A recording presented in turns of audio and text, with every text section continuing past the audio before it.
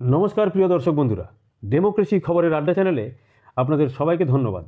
এবারে রেশন দুর্নীতিতে জ্যোতিপ্রিয় ঘনিষ্ঠ তৃণমূল নেতার বাড়িতে ইডির তল্লাশি অভিযান ঘিরে শুক্রবার সকাল থেকেই উত্তপ্ত উত্তর 24 পরগনার সন্দেশখালীর সরবেড়িয়া। সকালেই এই সংক্রান্ত একটি খবর আমি প্রচার করেছিলাম চ্যানেলে।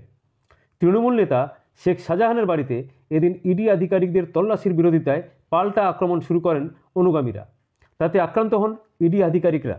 শুধু তাই নয়, সংবাদ মাধ্যমও আক্রান্ত হয় এবং কার্যত কেন্দ্রীয় বাহিনীর জওয়ানরাও হামলার মুখে প্রায় পালিয়ে বাঁচেন। ইডিকে এমন আক্রমণের মুখে পড়তে হওয়ার ঘটনা সত্যিই বিরল, কিন্তু যা ঘটেছে তা কাম্য নয়। সরকারকে এর যথাযথ ব্যবস্থা নিতে হবে বলে তীব্র সমালোচনা করলেন রাজ্যপাল সিভি আনন্দ। তার বক্তব্য, সন্দেশখালীতে যা ঘটেছে সব শুনেছি, আমি অত্যন্ত উদ্বিগ্ন গোটা পরিস্থিতি নিয়ে। শুধু তাই নয়, এইবারে সন্দেশখালীর ইডি আধিকারিকদের উপর হামলার ঘটনা নিয়ে রাজ্য সরকারের কাছে রিপোর্ট তলব করল রাজভবন। রাজ্যের মুখ্য সচিব বিপি গোপালিকা ও রাজ্য পুলিশের ডিজি, সন্দেহজনক ডিজি রাজীব কুমারের কাছ থেকে রিপোর্ট চেয়েছেন সিবি আনন্দ বোস।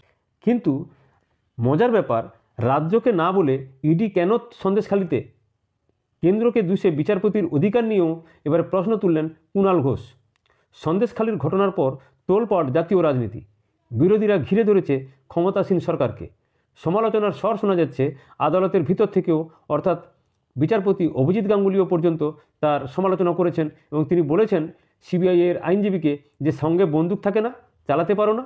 এভাবেই তিনি তীব্র আক্রমণ করেছেন। আর এই প্রেক্ষিতে বিজেপি তথা কেন্দ্রীয় সরকার, সিপিএম, কংগ্রেস এবং হাইকোর্টের বিচারপতি অভিজিৎ গঙ্গোপাধ্যায়কে এক সূত্রে গেঁথে পাল্টা আক্রমণ শানালেন তৃণমূলের রাজ্য সম্পাদক তথা মুখপাত্র কুণাল ঘোষ। প্রাথমিক প্রতিক্রিয়ায় কুণাল এই ঘটনার দায় সরাসরি চাপিয়েছেন বিজেপি পরিচালিত কেন্দ্রীয় সরকারের ওপর। সন্দেশখালীতে কেন্দ্রীয় বাহিনী পরিবৃত হয়ে ইডির অভিযানকে শান্তিপূর্ণ বাংলায় নির্দিষ্ট উদ্দেশ্যে গোলমাল পাকানোর জন্য সিলেক্টিভ রেড বলে চিহ্নিত করেছেন কুণাল ঘোষ। তিনি বলেছেন, মানুষ তো ইডি সিবিআইকে আর ইডি সিবিআই হিসেবে দেখছে না, দেখছে তো বিজেপি হিসাবে।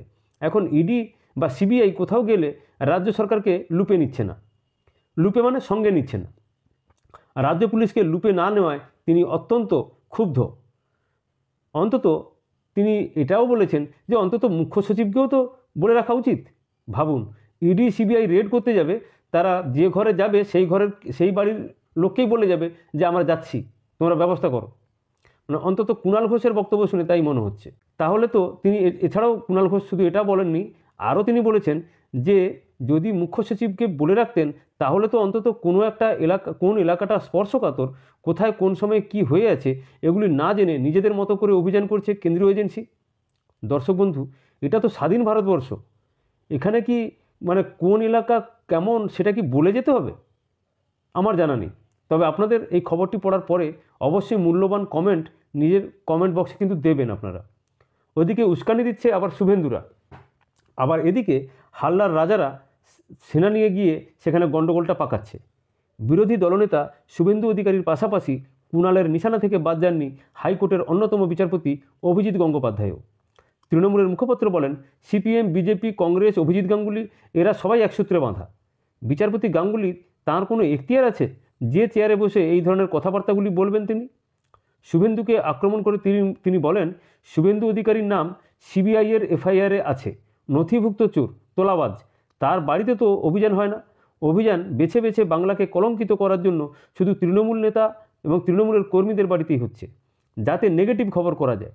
শুভেন্দু অধিকারীর চোখ দেখবেন, ভাষা দেখবেন, বডি ল্যাঙ্গুয়েজ দেখবেন, কিভাবে রোজ উত্তেজনা তৈরি করছে, খারাপ কথা বলছে, কুৎসা করছে, গালাগাল দিচ্ছে, আর এসব করে বলছে সিবিআই পাঠাচ্ছি, ইডি পাঠাচ্ছি। সব মিলিয়ে সন্দেশখালীর ঘটনা নিয়ে শাসক এবং বিরোধী চাপানুতোর তুঙ্গে উঠেছে। তৃণমূলকে বিদ্ধে তৈরি এবারে বিরোধীরাও, পাল্টা জবাব নিয়ে আসরে শাসক দলও। এবারে দেখার সন্দেশখালীর জল কতদূর গড়ায়, আগ্রহ এখন তা নিয়েই। অবশ্যই চ্যানেলের সঙ্গে থাকবেন, ভালো থাকবেন এবং ভালো লাগলে চ্যানেলটিকে লাইক এবং সাবস্ক্রাইব করবেন। ধন্যবাদ, নমস্কার।